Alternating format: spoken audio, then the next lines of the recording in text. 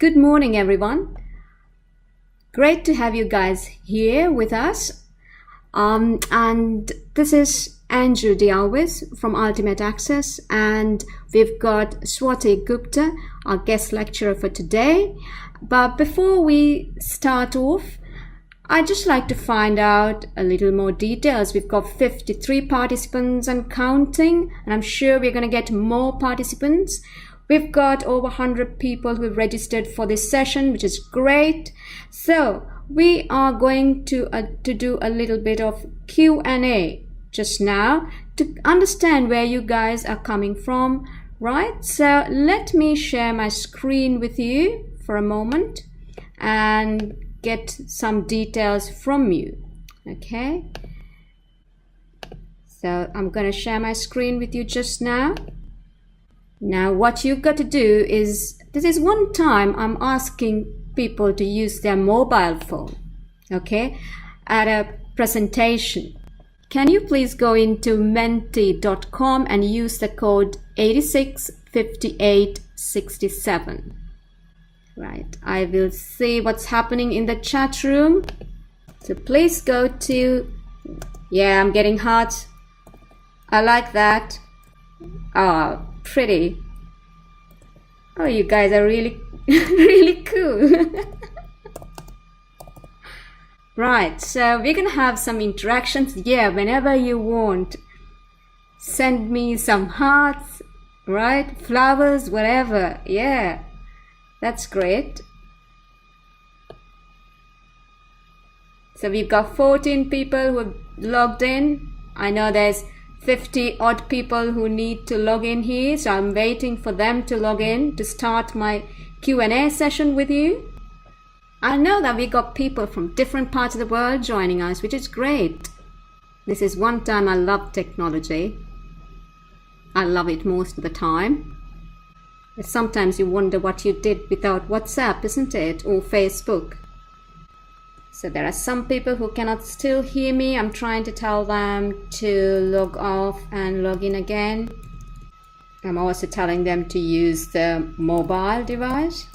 Right, I'm waiting for more people to join us. 30 people.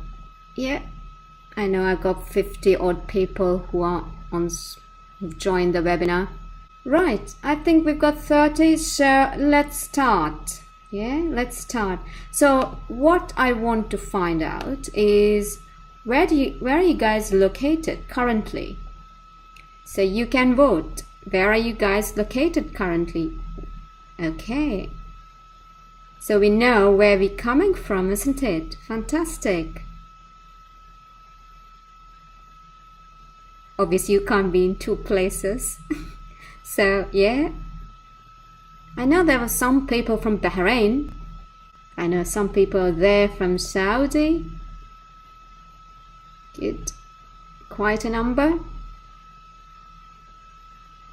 Right. I'm waiting for a few more to join me as well. And so we know there are quite a number of people from the Middle East, Sri Lanka, India, Oman, right? Pakistan. Great. So let's go to the next question, right? Let's go to the next question now that we know how to operate this. What industry do you work in? What industry do you work in? Oh, we've got one in media. Fantastic. 2. Right.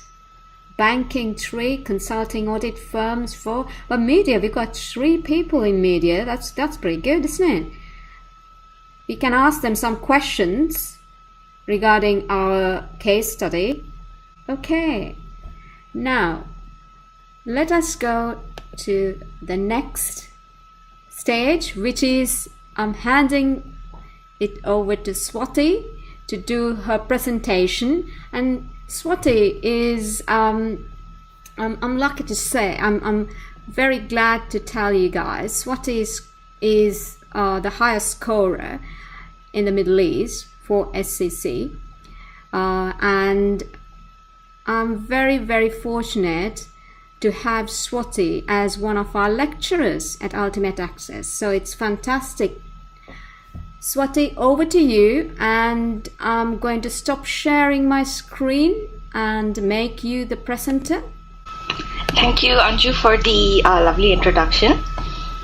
I'll take over the presentation and I'll start sharing my screen now. Yeah, sure. Thank you. We will see Swati's screen just now. Can everyone have a look at my screen?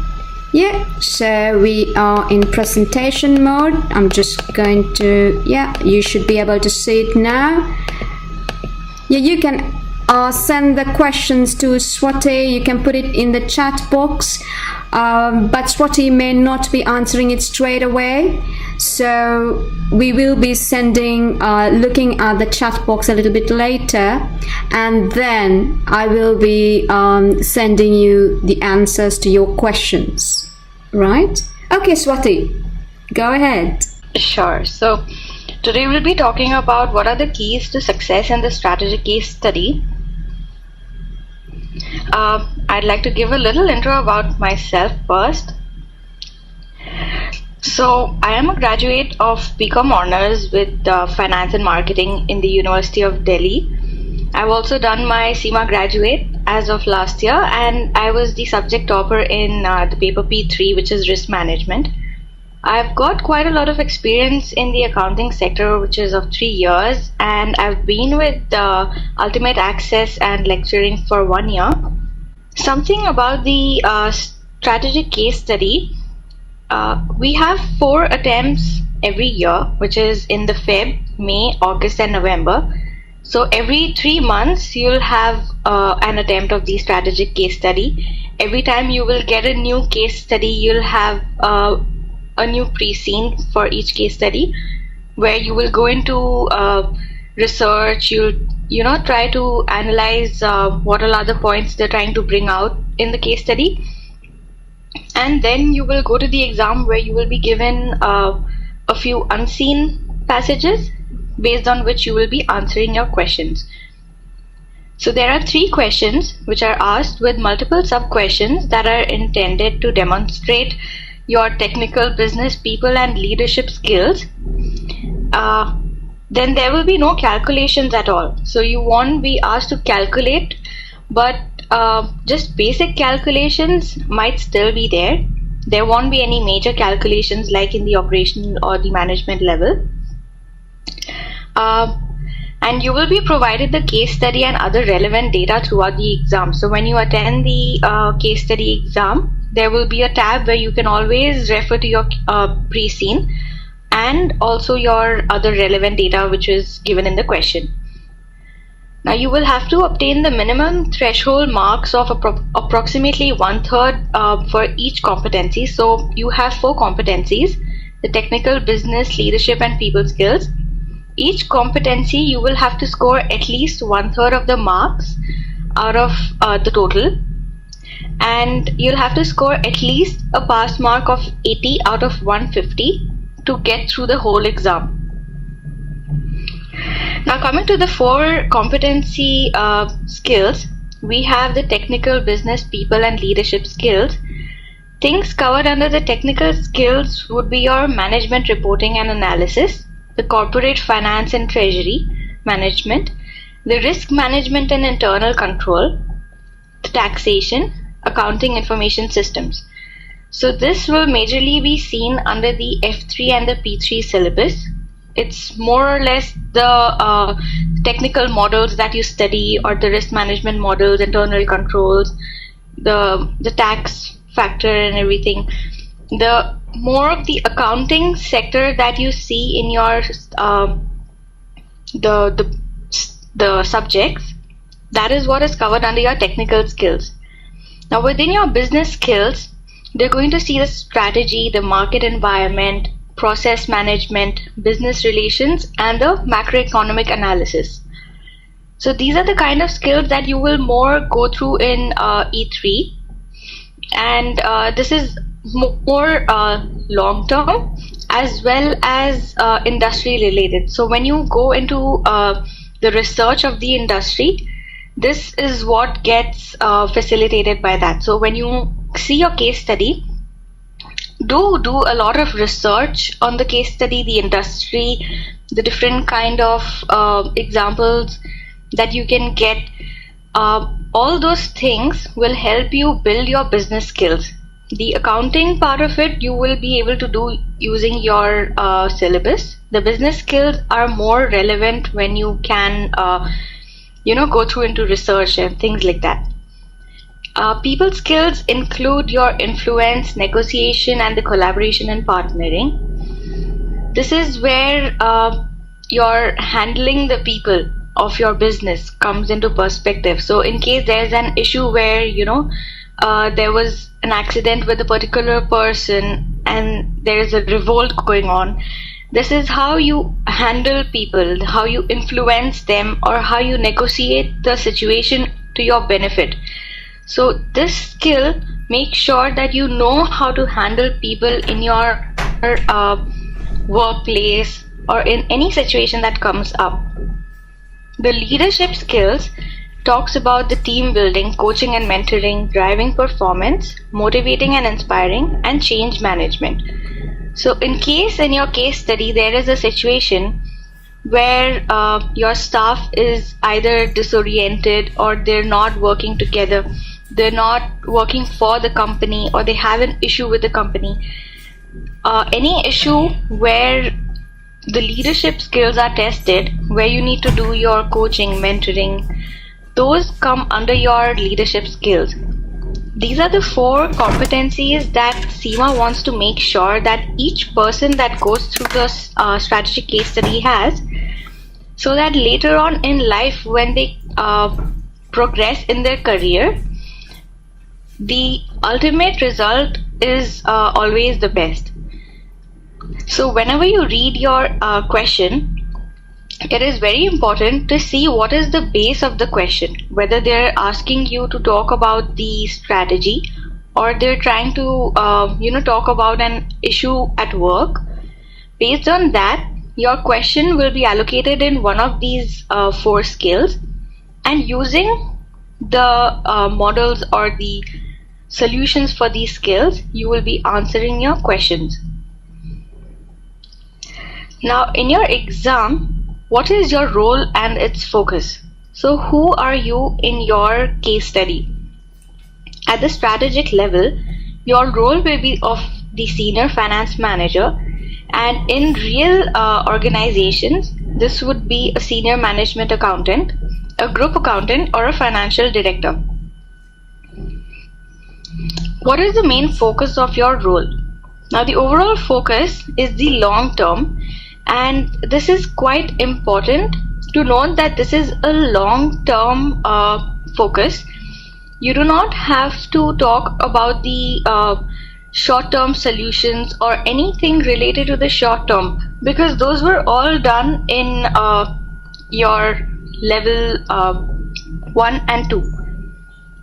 So when you're looking at any question, make sure that the answer that you give is in the long term and it will benefit the company in all aspects rather than just focusing on the current aspect. Now it focuses on the long term and setting the strategy for the business. You may be involved in measuring and analyzing the risk, managing the risk, advising on strategic decisions. Again, just make sure that we'll be talking about strategic decisions and not the operational or the short-term decisions. We always try to answer in a manner which will affect the company in the long term, and we'll be making strategic decisions, not short-term operational decisions. We'll be investigating the potential business developments and investments, and advising on the long-term sources of finance and financial strategies. Who is your audience and who are you seeking to influence? So whenever you will be giving an answer, you would have to notice that in most of the mocks, you have the CFO or the board being addressed to, or any senior financial management team or other financial, non-financial staff. It would mean that in most cases you will be able to directly integrate the syllabus or models in your answer without the need to explain the theory itself. Now, whenever you're giving an answer, the people usually have, or the students generally have a tendency to start explaining the theory because they assume that the examiner does not know what's being talked about. Like if you're talking about NPV, students generally have the tendency of explaining what is NPV and then talking about the benefits or the disadvantages of using it. In our case study, in strategic case study, we have come to a level where the person we are addressing to knows what are the models and what are the base theoretical aspects. We do not need to explain those in detail. It is always advised that in the strategic case study, you will be integrating your question, the case study and the models in a manner where you will talk more about, you will be answering the question more than explaining the theory aspects of it. And one thing I wanted to note down here was integrating your syllabus and models in your answers. So in case, for example, there is the Porter's 5 forces. We know that we have 5 points within the Porter's 5 forces, but then in case your answer requires you to use only 1 or 2 of the points from them, please make sure you use just that rather than trying to integrate the whole model into the answer, because it may not be so that you need the whole model. So whenever you read the question, see what are the requirements of the question, how you can use your models into that question, and how much of the models you need to use in the question. Also try to integrate the case study into your answer as much as you can, because that will make sure to the examiner that you have gone through your case study in proper detail and that you know how to integrate all the situations together and give out the best solution. Now about the pre-scene. You know that the pre-scene comes out 7 weeks before the exam. A good study pattern would be to use the first 4 weeks to analyze the pre-scene and be familiar with it. Since during the exam you won't have time to look at the pre-scene, though it is provided you won't have time to look at it, it would be very important to know the ins and outs of the pre-scene.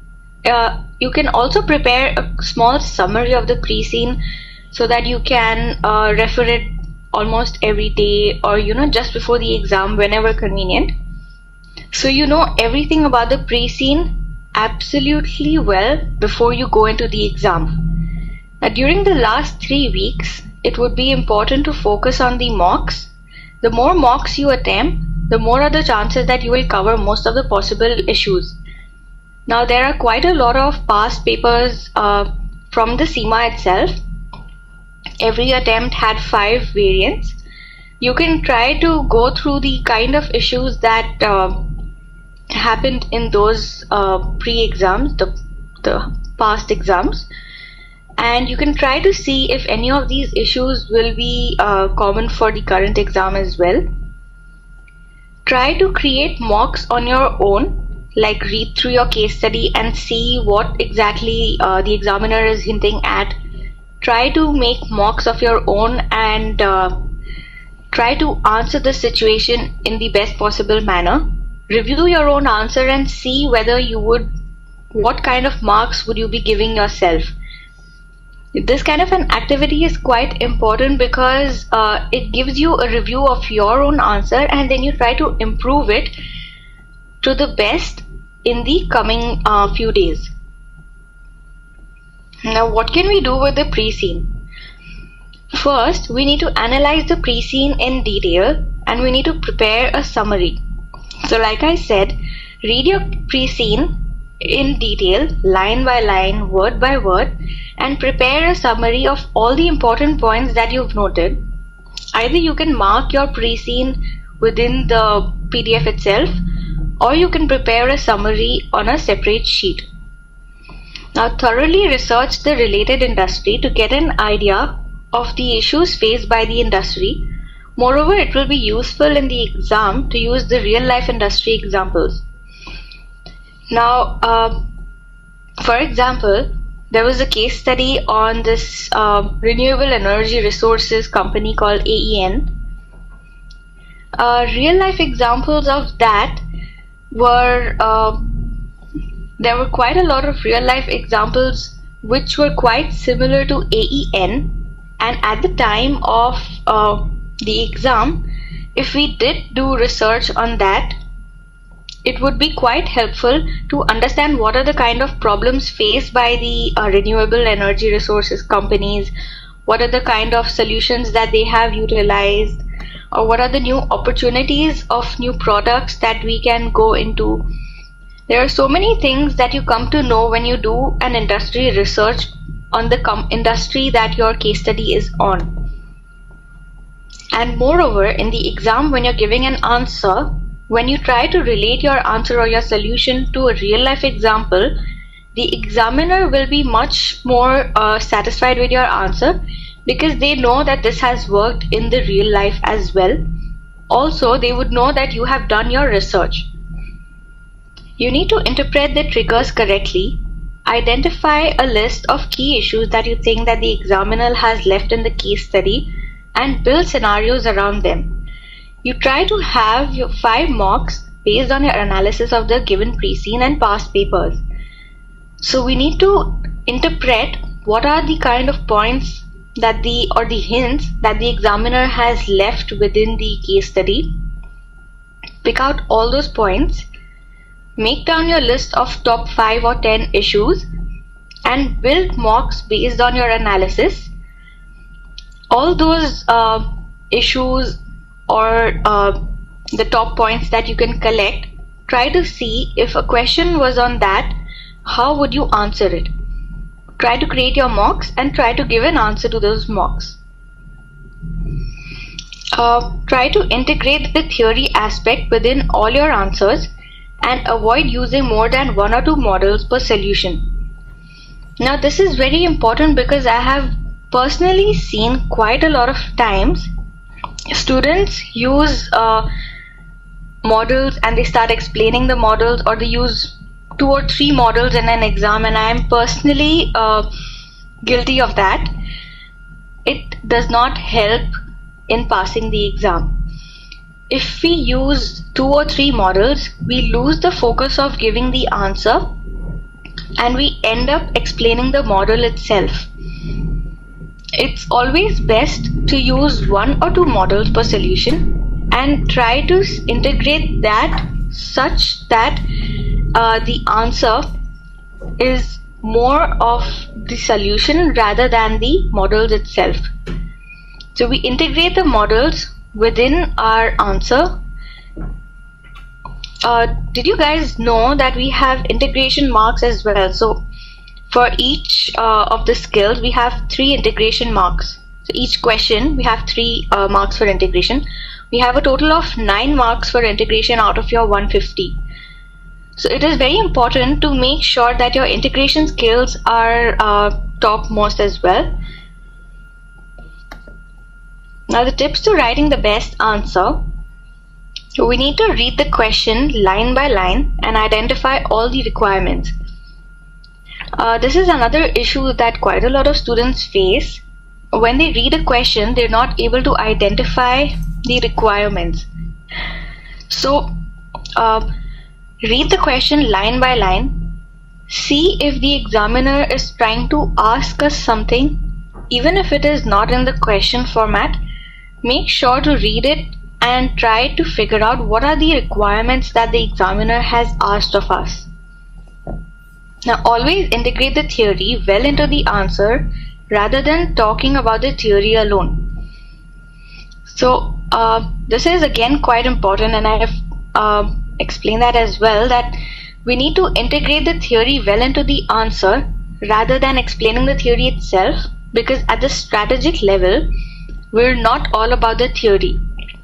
At the strategic level, it is more about the case study and how we're going to use our knowledge in solving the business situation that has come in front of us. So we have to focus more on giving the solution to the question rather than explaining the theory itself. The business skills are also a key area where you can pick up marks and score well. You can achieve this by relating your points to the case study, either to the pre-seen or the new unseen information, or to the real-life industry examples. So for example, you've been given a question where they're talking about the finance aspect. So they're going, for example, a company is going into a new investment, and you had read somewhere in your case study that we are already cash tied. You can use this pre-seen information in your answer, and you can talk about our current cash position. You can say that we do not have a lot of cash or we do not have a lot of finances, and then you can try to go on and talk about what are the financial help we can take, or what are the financial instruments that we can achieve. So it's that kind of a thing which helps the examiner understand your level of knowledge, your level of understanding of the pre-seen. Try to use as many points from the pre-seen as you can in the answer.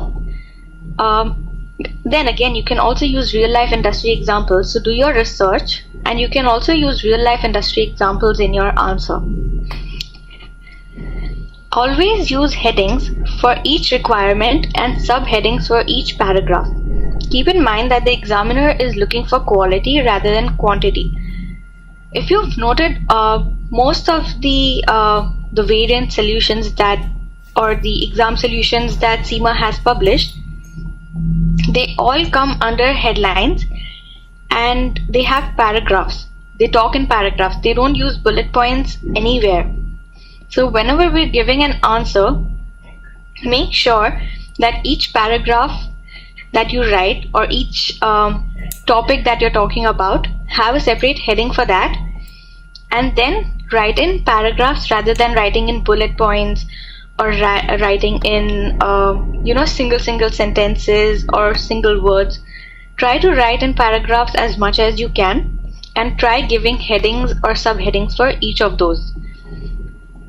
It also helps the examiner have a look at your answer and see what are your points. So they'll realize, what are you trying to talk about, or they'll be able to pick up your points in a much more easier manner. Always argue for both benefits and drawbacks, even if not asked to do so. So in some cases, the examiner asks what are the strategic implications of the situation. This is one of the most confusing kind of a question for a student, because we usually do not know what to talk about. In such questions, what they're asking us is to talk about the pros and cons of the current situation, or the pros and cons of the solution that they are suggesting.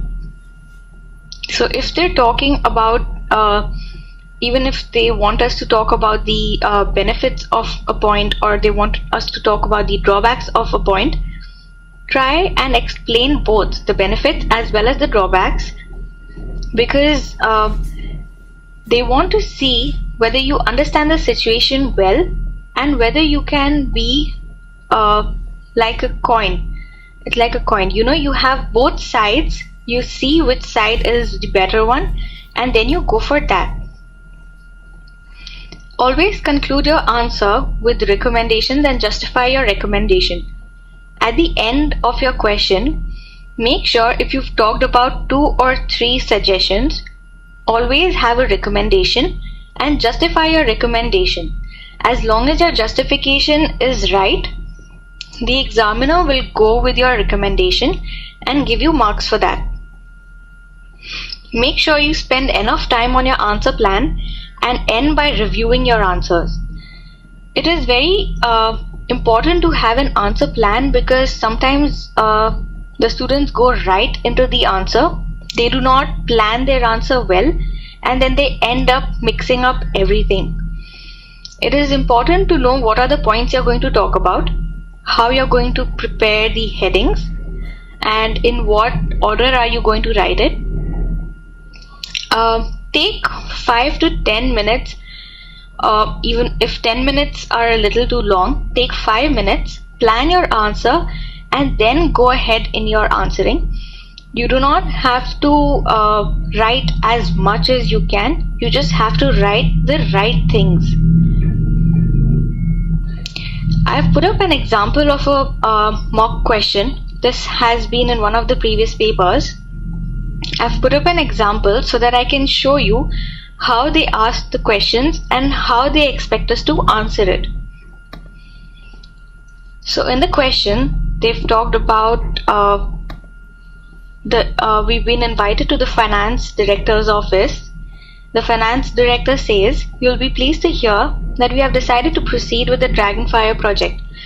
Now the case study is based on theme parks, and in the finance director's office, they talk about going ahead with one of the new rides that they were thinking of coming up with.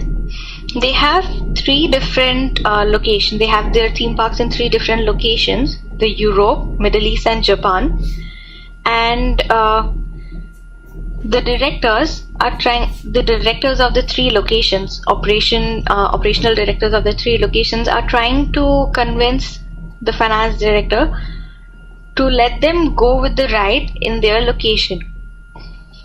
Anyhow, so unfortunately this has led to serious divisions within the board, as the process for the implementing the project, the discussion at the board meeting got so heated that I recorded using my smartphone. I'll let you hear it later. The meeting made no progress towards reaching agreement about a logical sequence for the order in which each park would receive its Dragonfire ride. The chief executive said that he would make a strategic decision and would inform the board in due course. After the meeting, he took me to one side and told me to make a recommendation on the sequencing. "I need you to draft me a briefing paper with recommendations as to how best to decide the order in which each park should receive its ride. I need to be able to explain my decisions to the 3 directors of operations, so your logic has to be clear." The chief executive has also decided that the management teams of the European parks should mentor the management teams of the parks in the Middle East and Japan. Please add a second section to your briefing paper that explains how we should organize a mentoring scheme, and also discuss the problems that might arise and how they could be overcome. What I'd like you guys to do is try and identify the questions over here. How many requirements do you think we are asked in this question? And what are the requirements actually? You can put it in the chat box.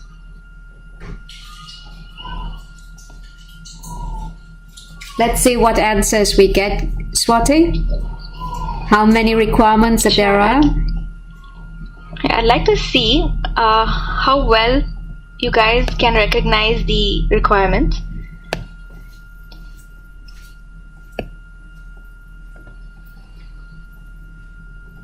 Well, we've got 3 different answers. That's great. All right.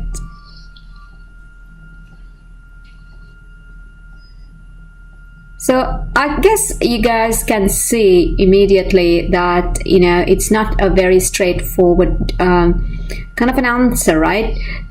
Few people have got multiple different answers.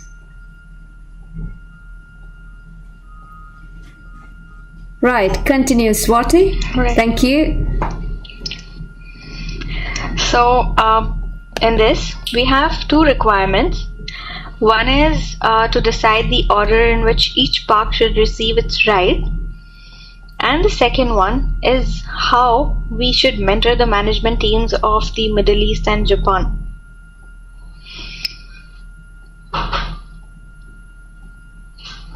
If you've noticed, they've divided the answer into task 1 and task 2. And the first task, again, they talk about using, like, how they use the headings, and they talk about the publicity aspect of it.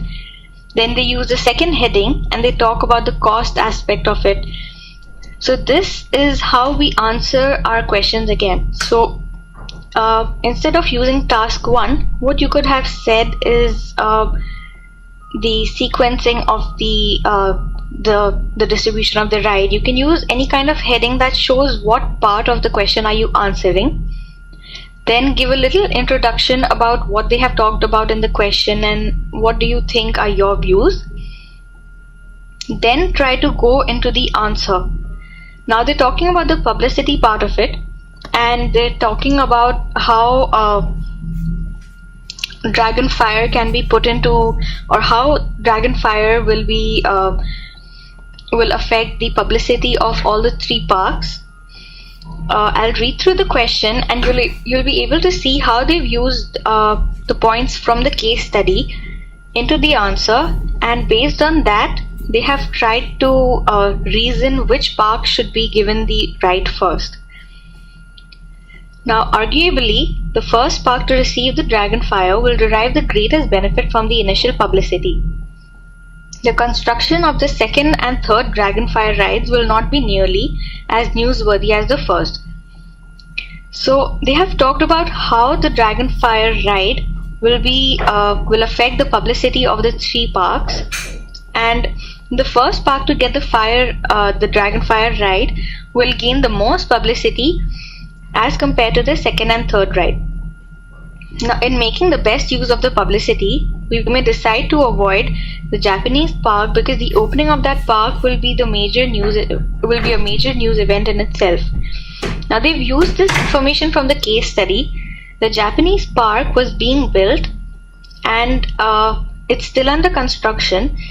This point was given in the Prescene. They've used that in the answer, and they've tried to integrate it using the publicity aspect. They've mentioned that if the park is going to open recently, that itself is going to gain a lot of publicity. So we would not need to put Dragonfire within that park, because if Dragonfire is put into that park, the opening may enhance the news value, but the message could be lost or diluted.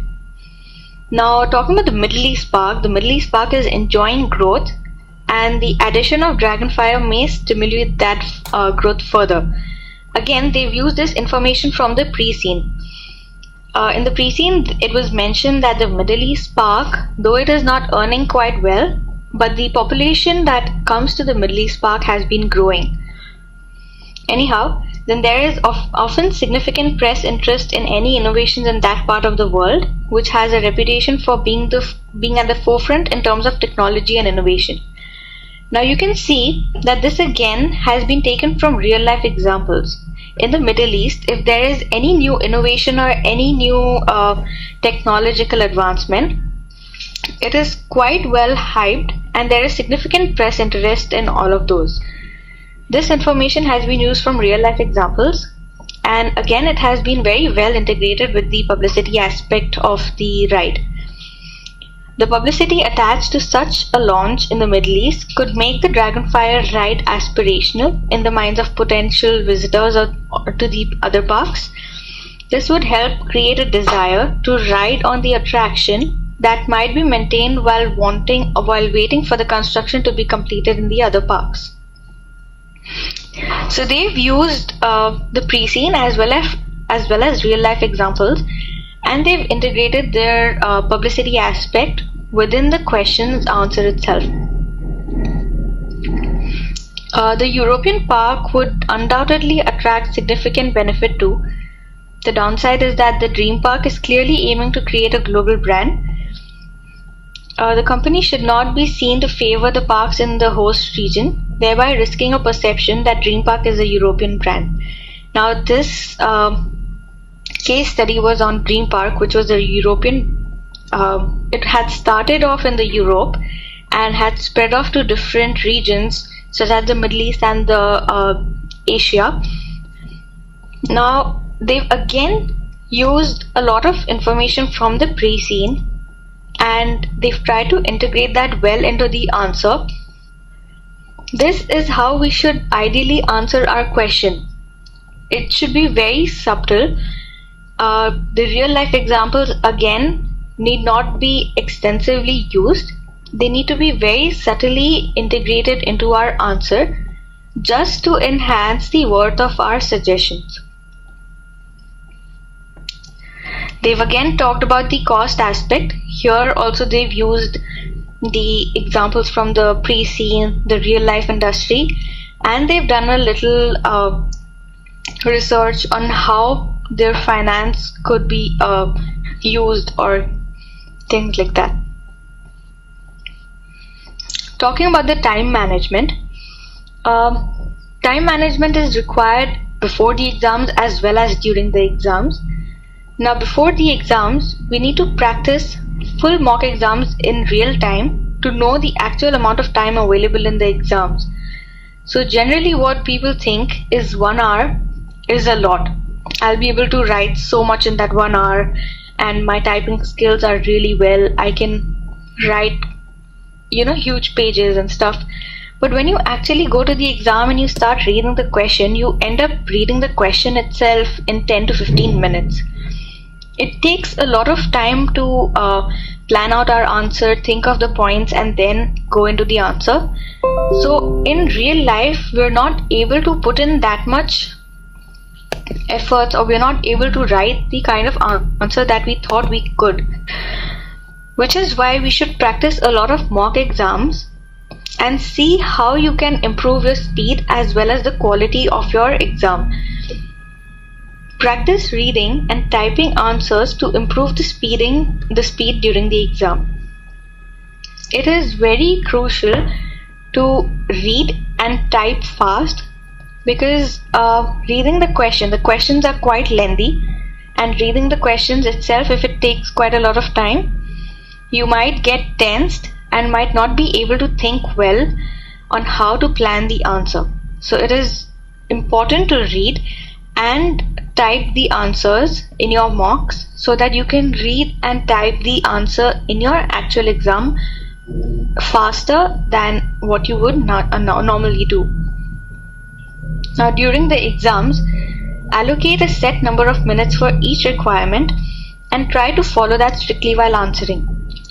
The advised time for reading the question and planning the answer is about 15 minutes.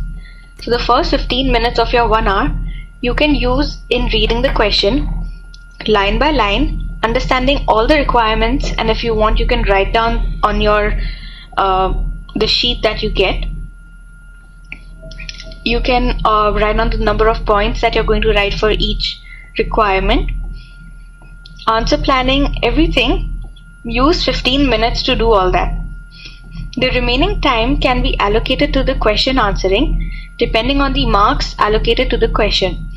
Now you have 3 different requirements, and you know that one requirement requires more points than the other requirements. In such case, the marks allocated to those will generally be higher than the shorter requirements. Try to give more minutes to the longer requirements than the shorter ones. Try to plan your answer in such a way that you give enough time to each requirement and you end up following that strictly. Preferably, also try to write around 20 words per minute. That would best ensure that you achieve the number of points to earn enough marks. Now usually, if you're given a requirement, try to write at least 5 to 6 points for each requirement and try to write 4 to 5 lines on each point. To do that, you'll be able to achieve it only if you try and write 20 words per minute. This is an approximate and you do not have to exactly write 20 words per minute, but try to do that as much as possible. Now, I've also noted down a few useful links that you could probably go to and check. On the Pearson Views website, there are quite a lot of practice exams that you could do. And also on the CIMA Global website, they've given quite a lot of preparation materials, the past exam materials, or you could also see the examiners' reports. quite a lot of good resources that you could go and check for your exam. I'll hand this over to Anju again, and I hope you guys have benefited. If you have any questions, please do write that down in the chat box. Thank you, Swati. That was really great. Good insight to what we are going to face this week, right? I think most of you are sitting for the exams. So one of the other things I would like to emphasize is, we've done a lot of preparation, we've done a lot of analysis and everything. You go into the exam and here you go, you face a question and you have no clue what it is. It's happened to me, right? So I'm sure some of you, if you're repeating or even you've done exams before, you would have faced this situation. What do? Now, do not panic. That's the first thing. Do not panic, right? And examiner doesn't know that you don't know the answer, right? Because it's how you present your answer, right? So therefore, you need to be creative, come up with a really good answer, right? And sometimes you say, well, I don't know what to write. Now, at this point in time, what you need to do is really go through the English aspect of it, right? Now, it's written in English, so you try to understand what is the examiner trying to say, and do your best. Remember, if you're finding it difficult, there are others who are sitting the same exam would find it difficult too, right? Don't think you're the only one who's found this, in the entire world who's sitting for this exam. You were the only one who could not understand this. And same thing happened to me in level 3 and even in the finals, right?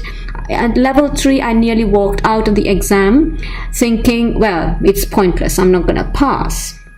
But I didn't, and I was not going to sit for the rest of the exams, but my friends convinced me that I should, and fortunately they did, and I passed the full exam, right? So it's only you who know that you do not know the answer, but the way you write it, the examiner might think, wow, this person has, given a very creative answer, right? So I'm telling you guys, if you may come across questions where you do not know the answer, don't panic, right? Because that's not going to take you anywhere. So I need a few more questions and answers. I need to ask you guys few more questions, right? Let us go to Mentimeter again, right? So 1 second. Yeah, I'm sharing my screen. So you should be able to see this. Go to menti.com and 865867. If you're there, send me some hearts. Press the heart button. Yeah, the icon. Okay, right, great. I love these hearts. Right, yeah. Okay, now next one. How much knowledge do you have on CIMA ethics in relation to media industry? What do you guys think? Average? Some say good. We are more on the average side, yeah. Okay, this gives some insight to our the student population here. So I must emphasize, you need to focus a lot on ethics, right? Because this media industry, especially the reality TV, right, there's a lot of ethical issues related to it. And you need to focus, and the examiner is bound to ask you questions. Might be direct questions, and maybe there are certain points in one question that you need to address, and it will be related to ethics, right? So one area that you really need to focus on. Okay, so your knowledge on information technology in relation to media, what do you think? how do you rate your knowledge? Good, average, poor? Yeah. Right, I can see, yeah, again, more on the average is leading. Now, technology has really taken this to another level, right? This reality TV to a different level, and there's a lot of revenue that we can generate due to this technology, new technologies coming through, and actually it's technology that's taking everything to that next level, and where we can have a reality TV activities happening 24/7, right, covering the whole globe, right? That's not a problem, right? So this is another area you need to focus a lot. And with technology comes what? There is a lot of changes, and here you go, change management, right? Change management is another area, because constant change is the only thing that is a permanent aspect here. Okay, so how do you rate the session today? Live feeds, I hope I get lots of hearts. Swati, thanks to you, we can see. Yeah, I know, I can understand why the poor is. It's because we had some technical issues, believe it or not. Yeah, we had some technical issues. Yeah, okay, so some good responses. And then I just want to share with you guys some of the testimonials from our students. Thank you for sending hearts. I love those hearts. Yeah. So this is just a few and who studied with us, and of course Swati was one of our students, and she did really well in her studies. Okay, I think I know you guys like these hearts, isn't it? Thank you. Then another question is, there's a lot of chats going on, and people are asking us about whether we are going to have a revision session or so, right? So one of the things is we are having a revision session, and we will have it just today, 3 p.m. UAE time, and tomorrow at 7 p.m. UAE time. We will cover a number of areas. I'm not sure why it's not showing what we're going to cover. It should show, for some reason it's not, but I can tell you what we're going to cover. We'll cover GRI reporting, ethics and media, IFRS 15 and media, Brexit and media, right? And we'll be talking about the financials, investment strategies, acquisitions, mergers, right? And we've got extensive amount of reading material that we are going to share with you guys as well. Now here you go. This is what we're going to be covering, right? So will you be, one second, just I want to go back to this so that we can see some of the things, some of the highlights as to what we will be covering in this session, right? And then just want to find out whether you're interested to attend. Yeah, we've got some yeses. Yeah, so what we're going to be sending is sending you an email right just now, and if you are interested, please register with us, right, so that we can register you immediately in our learning management system. You guys have got a few days before your before your exam, so definitely you should make the most of your time, okay? And we have already sent you the email. You should get it in your mailbox right now. Okay, so with that, we come to the end of our session, and I must thank Swati, who's given us great insight to exam, strategic case study exam writing tips, etc., which is really important. Okay, and also a big thank you to Jay, who's been one of our panelists, helping you guys, answering questions, etc. And I know Lynn from CIMA is there as well. Thank you, Lynn, for being a participant, and hope to see you guys in our next WebEx, as well as in our revision class. Thanks everybody for participating. We will have this recorded session, and we'll be sending the link to all of you guys, as well as Swati's presentation. Thank you. Thank you. All the best, guys.